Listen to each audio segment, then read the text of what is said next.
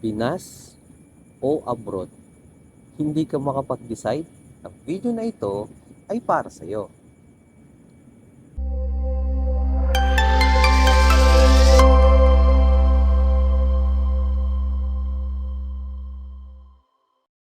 Sabi nga nila, mas malaki ang kita sa abroad.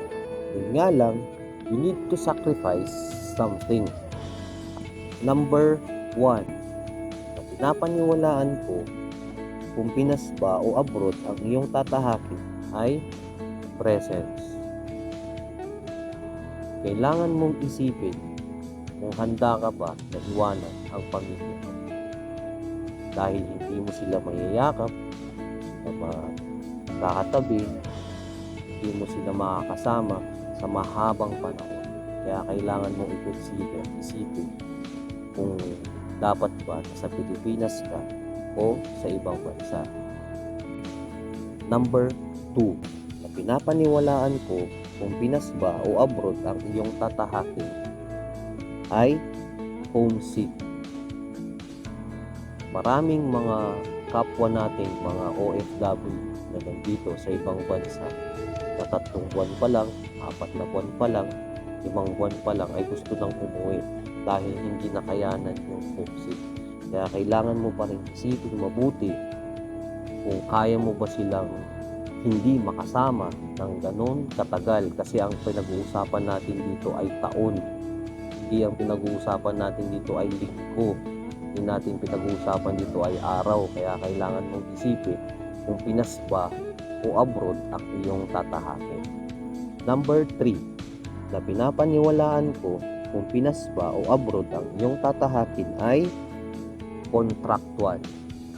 Tama po.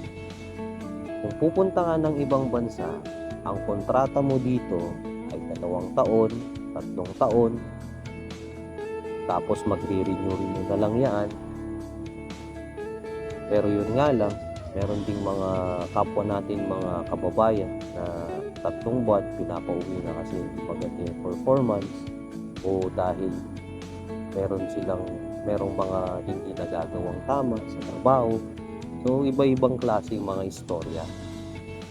So kailangan mong isipin, kailangan mong i-consider kung dapat ba na pumunta ka sa ibang bansa o dyan na lang sa Pilipinas magtrabaho.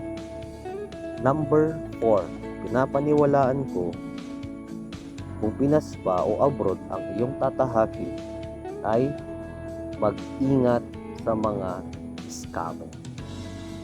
Alam naman natin na ang mga scammer ngayaan ay naglipana, lalong-lalo na kung nag-a-apply ka papunta ng ibang bansa. Let me explain. Sa buhay natin, pag pupunta ka ng ibang bansa, ay talagang kailangan mo maghanda ng pera para nang sa ganun ay makapag-apply ka papunta dito sa ibang bansa. Ganun pa man, kailangan mong mag-ingat sa mga scammer na mga yan. Kailangan mong hanapin yung mga legit na mga agency. Meron yan. Hanapin mo lang.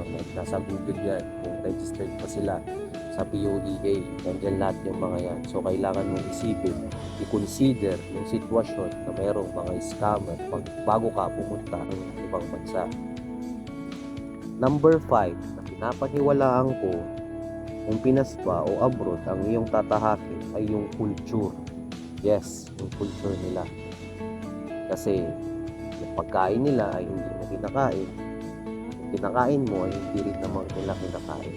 So kailangan mong isipin yan kung handa ka ba na i-take yung risk. Number 6, na pinapaniwalaan ko kung Pinas ba o abroad ang iyong tatahakin ay working condition.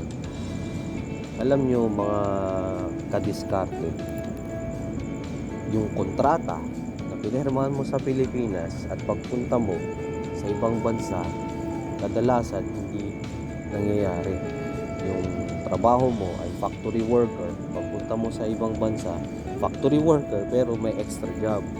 So kailangan mo i-consider yung mga ganitong bagay. So kung desidido ka talaga na pumunta sa ibang bansa, ito yung mga reality na kailangan mo malaman. Ayos? Yung mga pinapaniwalaan ko kung Pinas ba o abroad ang iyong tatahakin ay number 1, presence. Number 2, homesick. Number 3, contractual. Number 4, scammer. Number 5, culture. Number 6, working condition. Ayos?